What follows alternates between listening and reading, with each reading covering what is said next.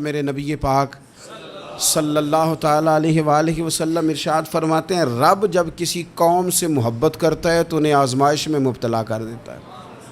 پھر فرمایا اگر وہ اس پر صبر کریں، اللہ کی قضا پہ راضی رہیں تو پھر اللہ بھی ان سے راضی ہو جاتا ہے، اور اگر وہ ناراضگی کا اظہار کریں کہ یہ مصیبت کیوں آئی تو پھر اللہ بھی ناراض ہو جاتا ہے۔ بہت سارے لوگوں کو جانتا ہوں جو کہتے ہیں میں بندہ بھی ٹھیک ہوں بھی دیانتدار، محنت بھی بڑی کرتا ہوں، توجہ بھی میری پوری ہے، پر پھر بھی معاملہ صحیح کیوں نہیں ہوتے؟ تو میں کہتا ہوں پہلی باتیں ساری ٹھیک تھیں، آخری والی غلط ہے۔ اس لیے کہ محنت آپ کریں ساری، پر بندے نے رہنا تو بندہ ہی ہے نا۔ ساری محنت کر کے آپ کبھی اس نقطے کو سمجھ جائیں نا کہ 950 سال نبیوں نے تبلیغ کی، ہزار سال انبیاء نے تبلیغ کی، انبیاء نے، رب کے تربیت یافتہ لوگوں نے تبلیغ کی، 2 لوگوں نے کلمہ پڑھا، 4 لوگوں نے کلمہ پڑھا، لیکن میں آپ کو دیانتداری سے بتاتا ہوں کہ وہ کامیاب ہو کے گئے دنیا سے۔ کیوں؟ اس لیے کہ رب نے انہیں کہا تھا جا کے پیغام دینا ہے، یہ نہیں کہا تھا کہ بندوں کا بدلنا بھی ضروری ہے۔ ہمارے بچے پتہ کیا کرتے ہیں؟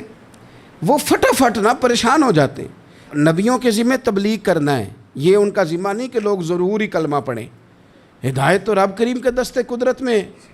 انبیاء خلوص سے، للہیت سے جد و جہد کرتے رہے، لیکن انہوں نے یہ نہیں کہا کہ مالک اتنی محنت کی ہے بندے ٹھیک نہیں ہوتے، یہ نہیں کہا انہوں نے، اس لیے کہ جو ان کی ڈیوٹی تھی انہوں نے ڈیوٹی صحیح کی۔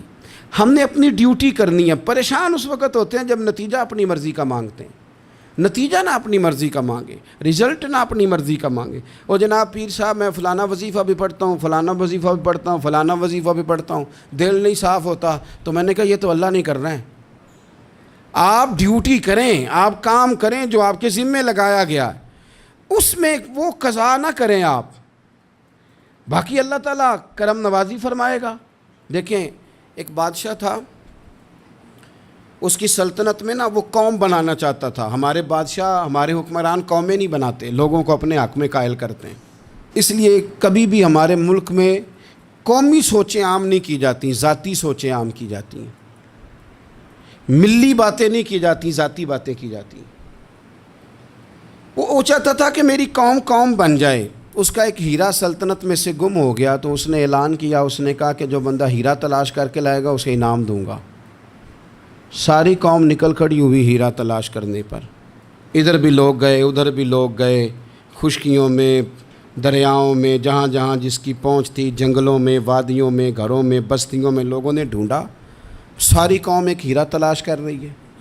بالآخر سب لوگ جمع ہو گئے ایک میدان میں۔ ایک بندہ اوپر چڑھا بادشاہ کے پاس، وہ اونچی جگہ پہ کھڑا تھا، اس نے کہا جناب یہ ہیرا مل گیا ہے۔ اب جب ایک کو ہیرا مل گیا تو باقیوں کے چہرے اتر گئے کہ یہ کامیاب ہوا، ہم ناکام ہوئے۔ بادشاہ چونکہ ان کی تربیت کے لیے یہ کام کر رہا تھا، اس نے کہا تمہارا کیا خیال ہے کہ اس ہیرے کے بغیر میرا گزارا نہیں تھا؟ کہ تمہارا کیا خیال ہے کہ ہیرا میری سلطنت سے نکل گیا تو مجھے زوال آ جائے گا؟ اس نے کہا یہ تو ایک ہیرا ہے۔